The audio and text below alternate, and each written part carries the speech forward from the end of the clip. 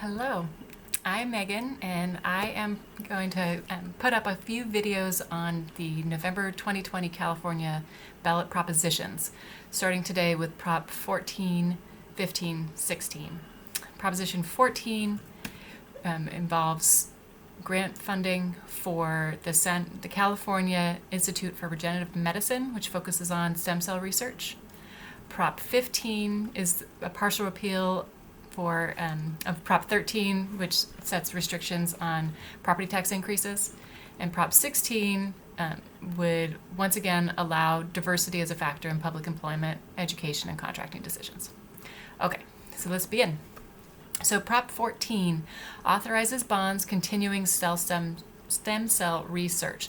So this is a additional funding for funding that was awarded 10 or so years ago to fund the California Institute for Regenerative Medicine, CIRM is where you will find it. This would be $5.5 billion.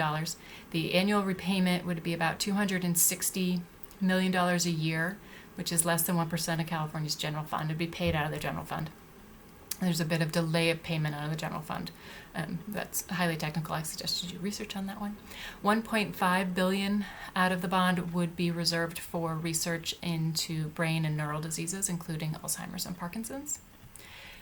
The proponents for Prop 14, the prior iteration was called Prop 71, state that the original funding has already launched 92 clinical trials and nearly 3,000 medical discoveries.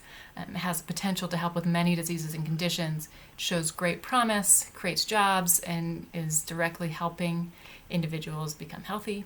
It is endorsed by the major medical foundations and academic institutions. The folks who are against Prop 14 state that the goals of Prop 71 were never met, that some of the grant money has gone out of state, so it's not directly serving Californians.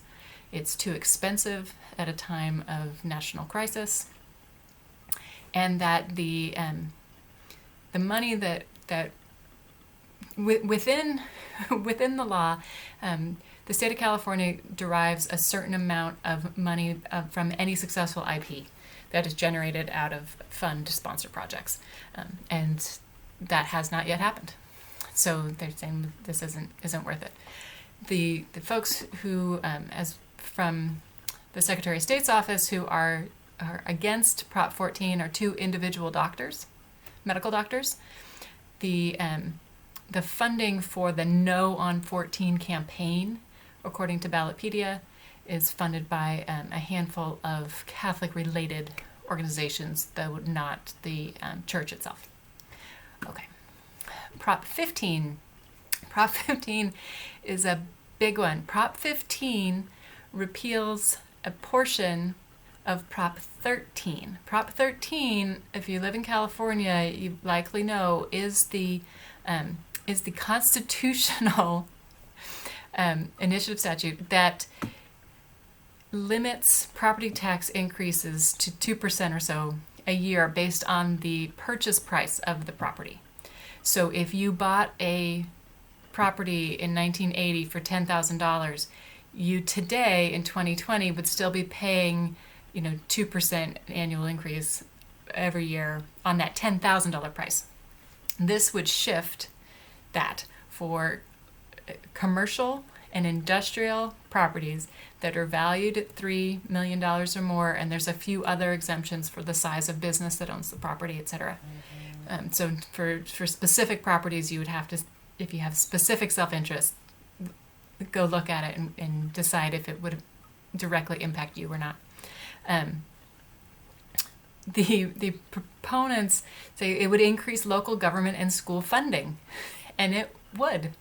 60% would go to local governments, and 40% would go to public schools, which would be great. I think we all know that our schools could use more money.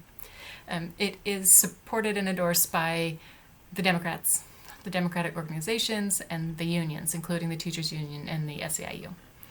The people who are no on 15 state that they believe that it's a slippery slope from from commercial and industrial properties to residential and agricultural properties. They also believe that as property taxes are assessed higher, they will go up in certain areas. They'll go down in others, but they'll go up in certain areas. That it will necessarily increase rents, and that will be bad for small business and bad for tenants overall. And so it is not supported by at least one member of the California NAACP for those reasons.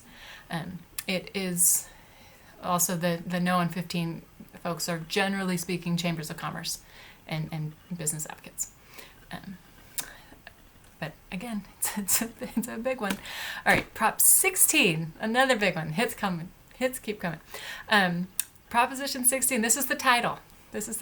Allows diversity as a factor in public employment, education, and contracting decisions.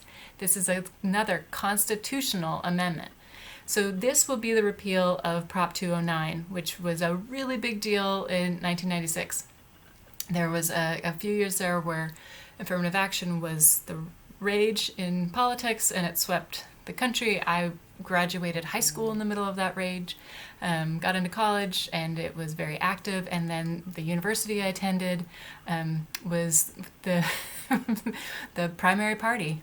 Thank you, Dean Bollinger, to go to the Supreme Court for the decision on affirmative action in education. Anyway, so this would allow public institutions to consider race, ethnicity, sex, national origin, and others in their decision making.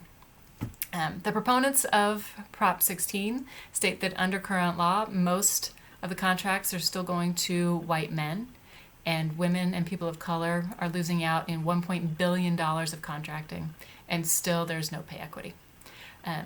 Prop 16 means, according to them, Prop 16 means equal opportunity for all and active work to dismantle white supremacy and patriarchy. So it's important to remember this could be an active tool, but it is not a quota system. So anything having to do with sex-based, race-based discrimination is still subject to strict scrutiny, which is the law of the land for the Equal Protection Amendment. And there's an equal protection clause in both the federal Constitution and the California Constitution. The proponents are supported by the Democrats, like all the Democrats, the Democratic organizations, and again, the unions, including the teachers and the SEIU. The people who are against Prop 16 are, it's a very small handful of Republicans, but they have stories to tell, and they believe it limits equal opportunity by allowing favoritism, and that it removes merit as the basis for admissions, hiring, and contracting. So that is how they state it. Of course, I am thrilled to speak more in depth with anyone on any of these issues. These are major issues. 14, stem cell research. 15, Prop 13, repeal, big deal. And 16, affirmative action. It's really, really hard in this election cycle because we are so inundated with political information that is only really worried about one bubble that we're going to mark on our ballot. It's important to remember all the rest of them, and to not be a single issue voter. Trust your education, trust your ability to research and make your own decisions. Don't just vote for one issue. Make sure you fill out your whole ballot. So with that, I will be back with more.